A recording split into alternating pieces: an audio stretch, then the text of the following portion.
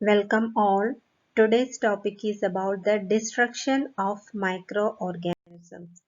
So, destruction of microorganisms can be achieved by two methods, that is sterilization and disinfection. So, first we will see what is this sterilization and disinfection. Sterilization is the killing or removal of all microorganisms in a material or an object. At the same time, disinfection means reducing the number of pathogenic organisms. So, coming to sterilization, it is a complete removal of microorganisms from an object. So it includes both pathogenic and non-pathogenic microorganisms. When an object is sterilized, it means that all the microorganisms which are present in that object will be removed after the sterilization procedures. On other hand, in case of disinfections, here we are reducing only the number of pathogenic microorganisms. So that's the main difference between the sterilization and disinfections. Once more, that sterilization is the process of complete removal of the microorganisms, whereas disinfections is the removal or the reduction of the number of pathogenic organisms only. So the agents called disinfectants are applied to mainly to the inanimate objects. So mainly the disinfectants are used in inanimate objects, whereas antiseptics are applied to the living tissues. Few agents can be used as both disinfectants and antiseptics. For the destruction of the microorganisms, we can use both chemical and physical methods. So now we will see about the chemical antimicrobial agents which are used for the destruction of the microorganisms. The First, the effectiveness of these antimicrobial agents is affected by the time, temperature, pH and the concentration at which these agents are applied to a particular object. And increase in concentration obviously increases the effectiveness, and high concentration may be bactericidal, whereas low concentration is bacteriostatic.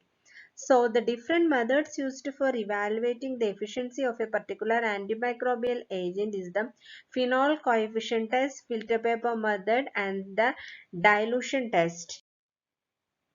Now, how can we select a disinfectant?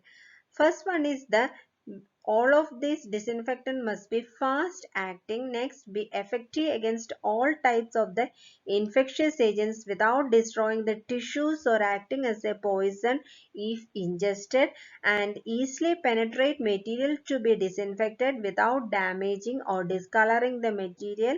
Next, be easy to prepare and remain stable, be inexpensive and easy to obtain and use, and finally not have an unpleasant odor. So these are the different factors we must consider while selecting a disinfectant.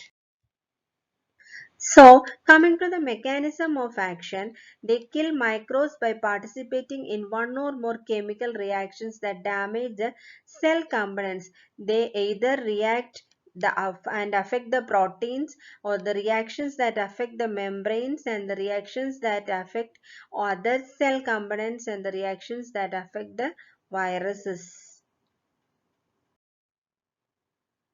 Coming to the chemical antimicrobial agents, first one is the soap and detergents. Then they help to remove microbes, oily substances and dirt.